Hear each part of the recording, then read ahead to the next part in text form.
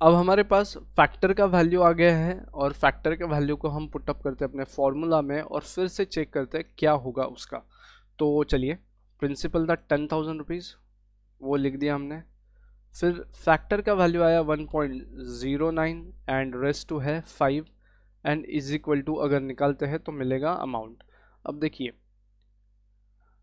इस वाली चीज़ को हमको सॉल्व करना है। इसको कैसे सॉल्व करेंगे? तो इसको सॉल्व करने के लिए हमको कुछ इस तरीके से करना है और 1.09 रेज टू 5 का मतलब क्या है? 1.09 shall be multiplied by like this.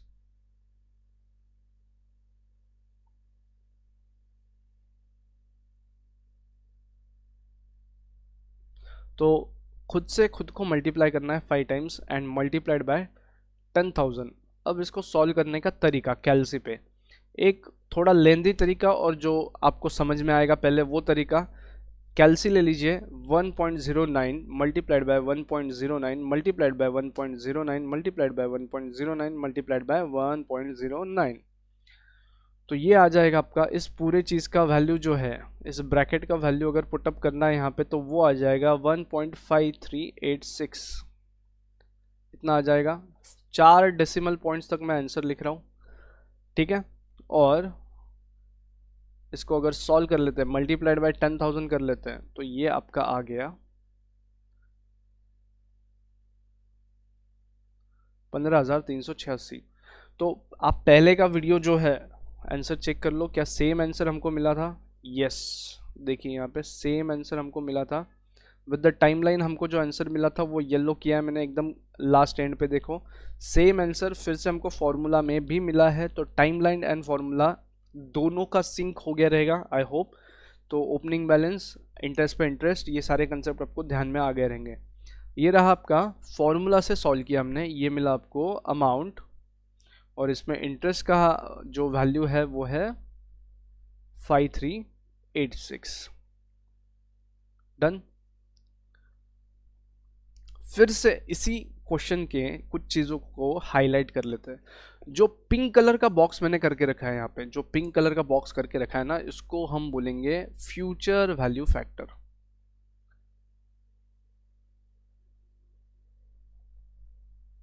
इसको हम बोलेंगे फ्यूचर वैल्यू फैक्टर, इसको हम बोलेंगे फ्यूचर वैल्यू फैक्टर। हाईलाइट कर लो।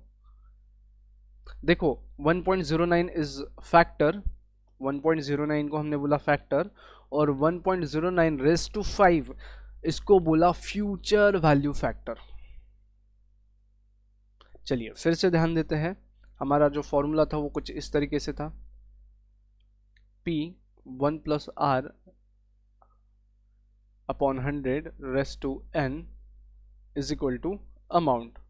अब देखो इस फॉर्मूला का चिरफाड़ करेंगे और मैंने अभी पहले भी बोला कि this will be the important formula for you. तो कैसे? देखो यही फार्मूला आगे लगने वाला है, यही फार्मूला को हम यूज़ करने वाले अलग अलग तरीके से अलग अलग जगह पे। चलिए, P मतलब जो प्रिंसिपल हमने डिपॉजिट किया था वो, जो प्रिंसिपल हमने आज डिपॉजिट किया था आज, तो आज मतलब ये है प्रेजेंट वैल्यू। इसका वैल्यू जो है वो है प्रेजेंट में का वैल्यू, इसको प्रेजेंट वैल्यू भी हम बोलेंगे। डन। उसके बाद इस ब्रैकेट के थ्रू हमने इंटरेस्ट ऐड करवा दिया था और इस ब्रैकेट को अभी अभी हमने पढ़ा फ्यूचर वैल्यू फैक्टर। तो देखो इंटरेस्ट ऐड करने के लिए हम प्रिंसिपल को मल्टीप्लाई करेंगे फ्यूचर वैल्यू फैक्टर से। इंटरेस्ट को ऐड करने के लिए हम प्रिंसिपल को मल्टीप्लाई करेंगे फ्यूचर वैल्यू फैक्टर से।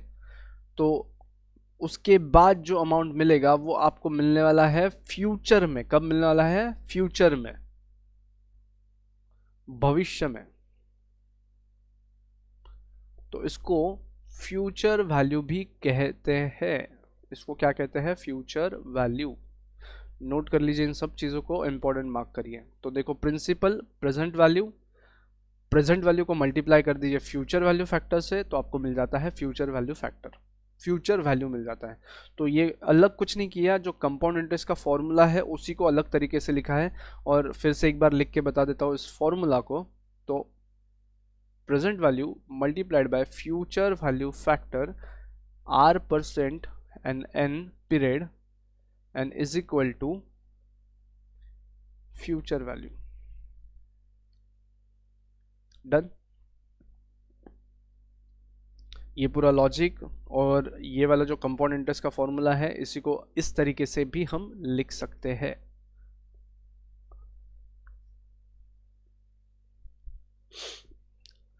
ये हो जाता है आपके लिए इंपॉर्टेंट। ठीक है, लॉजिक समझे। फिर से एक बार कैल्सी की तरफ वापस आते हैं, और वो जो फ्यूचर वैल्यू फैक्टर वाला फंडा है ना, उसको कैल्सी पे कैसे कैलकुलेट करना है इजी वे में देख लेते हैं। मैंने तब 1.09 मल्टीप्लाइड बाय 1.09 बताया था आपको, वो जानबूझ के बताया। अभी इसी चीज़ को फिर से एक बार चेक कर लेते हैं। तो चलो, how to calculate future value factor.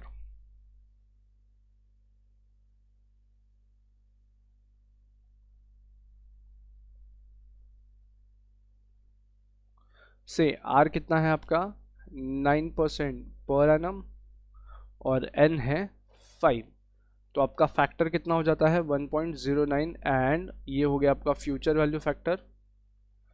तो चलो कैल्सी पे कैसे सॉल्व करना है, कैल्सी पे शॉर्टकट कैसे सॉल्व करना है जिससे आपका एग्जाम में टाइम बचे, और बहुत जगह पे ये लगने वाला है चीज़। तो कैसे सॉल्व करना है देखो, कैल्सी पे कैल्सी लीजिए, एक बार टाइप करिए पूरा कैल्सी, क्लीन कर दो पूरा कैल्सी, और यहाँ पे टाइप करो 1.09 हो गया, मल्टीप्लाइड बाय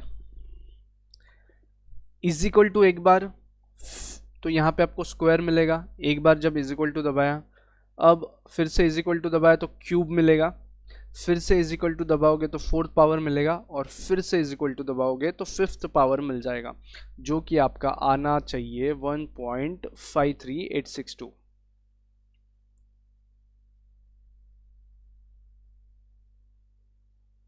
डन।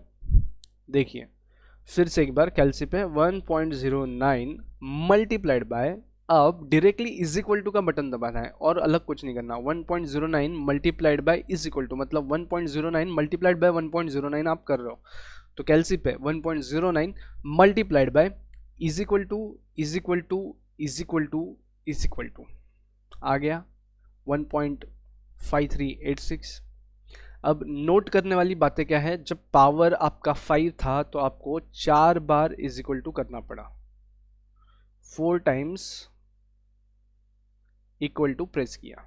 ठीक है, तो यहाँ पे मैं आपको ये सजेस्ट करूंगा, अगर याद रखना है तो एक काम कर सकते हैं, कैल्सी पे इक्वल टू काउंट करके करना है तो n-1 काउंट करें, n जितना है उससे कम बार, एक बार कम आपको इज इक्वल टू दबाना है, ऐसे याद रखें। या फिर दूसरा